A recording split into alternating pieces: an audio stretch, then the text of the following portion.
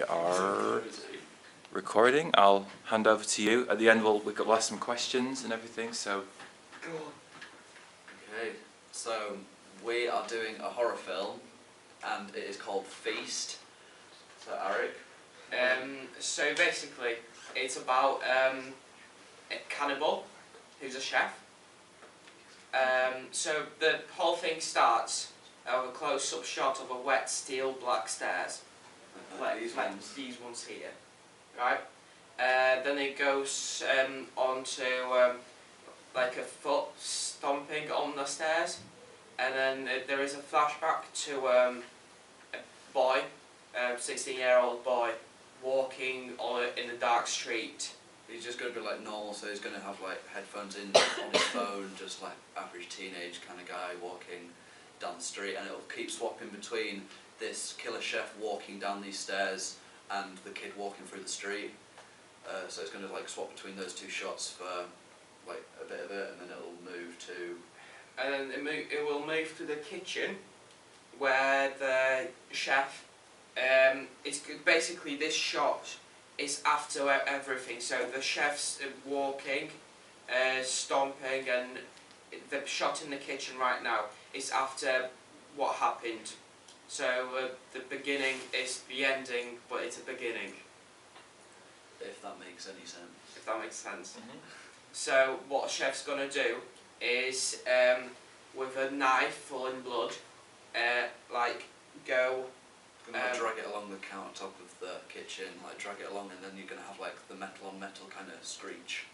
And every now and again, there's going to be flashbacks to the boy walking, to the chef cutting up meat, and then Yeah, the chef's going to be cutting up meat, and it's going to be quite close in, so you think he's just kind of like a normal chef. Then it's going to zoom out to reveal that it's a person. Yeah, he's cutting up.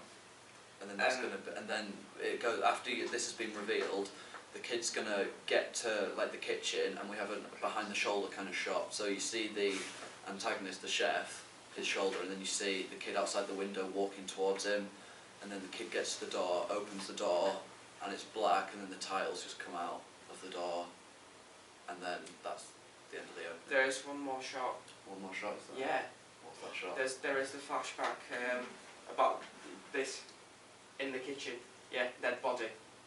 You forgot about that. I'm talking about, that's the bit of the meat in it. When you're cutting up the meat. Oh yeah, there is a a dead body in the corner in a black bin bag. Just his head sticking out. right. It's not that it's not good, it's just that everybody's scarred for life. It's fine. You're welcome. Yeah, thanks for disturbing everybody. First thing on a Wednesday morning. Oh. Right. Okay. Good. Okay. So it's good that you've really kind of visualised the film. Has anyone got any questions or comments about that?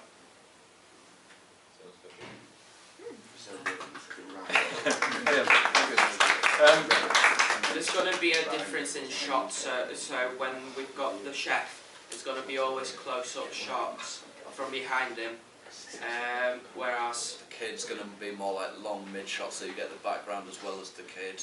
So it's going to be like almost more positive, and you kind of get a more positive vibe from when you're looking at the kid. Everything seems kind of normal, and then it's a lot darker when you see the chef.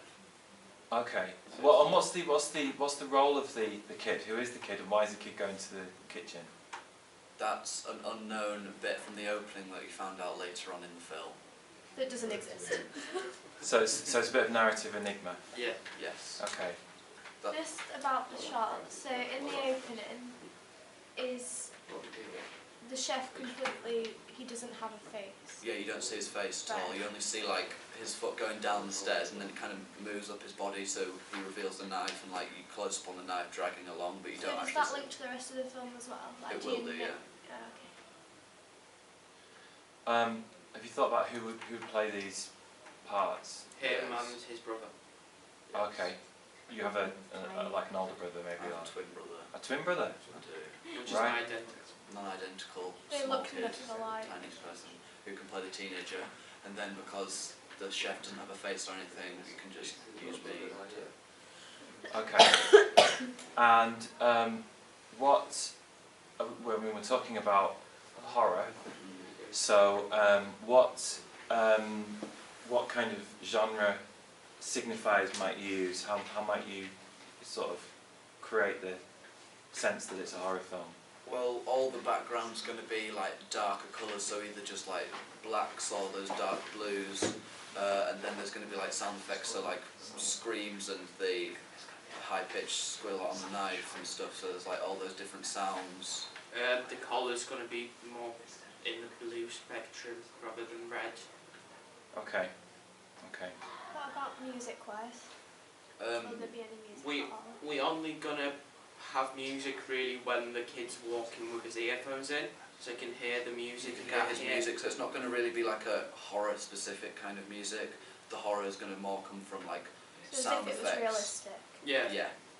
Yeah. So you won't be able to hear anything apart from the music when the kid is walking. I think music would.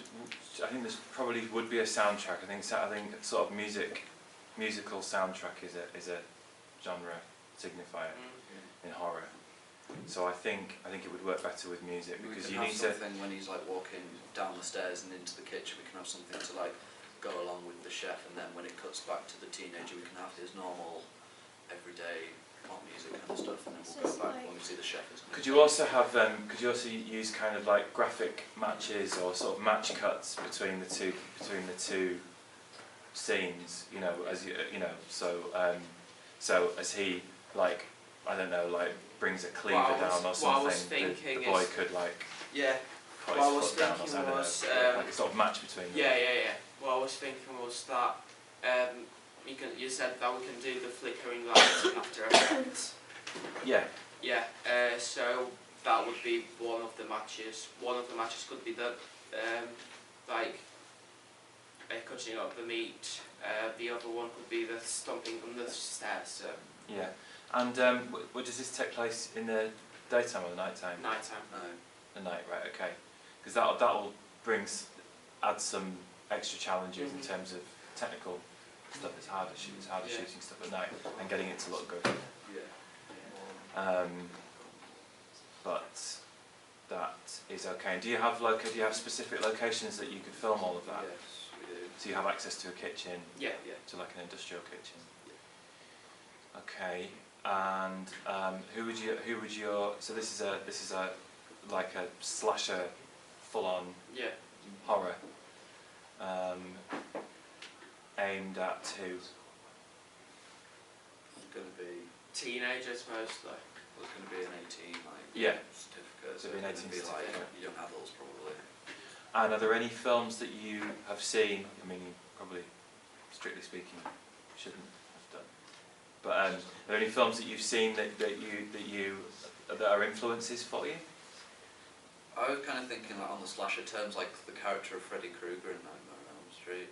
Okay. As a kind of similar kind of slasher-based villain. Right. Have you seen any films that are similar to the one you want to do? Not strictly speaking, no. It Right. reminds me of the Human Centipede. But like less extreme because they don't sew them together. Have you watched that? Unfortunately, yes. Yeah, don't. In the second one? No.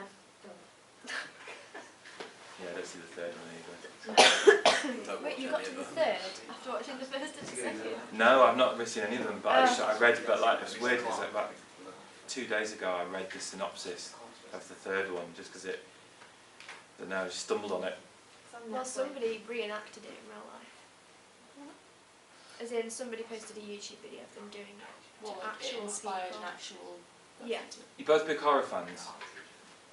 I'm not. I mean, I watch some horror films, but I'm not the biggest fan of Yeah. them. It just. Why do you want to make one then?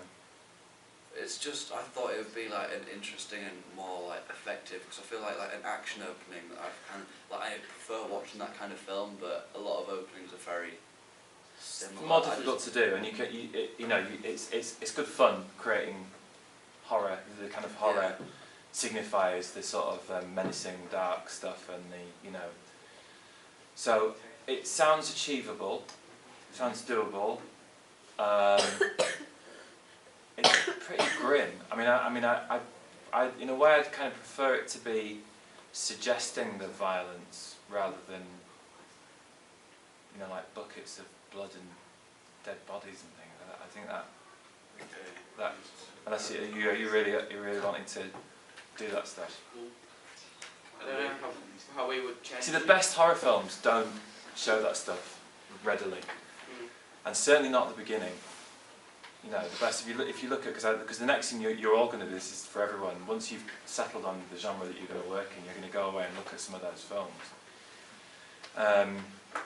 So you might watch some film openings, and you know the best horror films suggest those things and leave it to the audience's imagination, which is often a lot scarier than presenting them with gore. You know what I mean? So, yeah. You're both into that idea. Yeah. You like it? Okay, good. That's fine. Any other questions before we move on? Very grim. Thank you. Thanks for freaking us all out.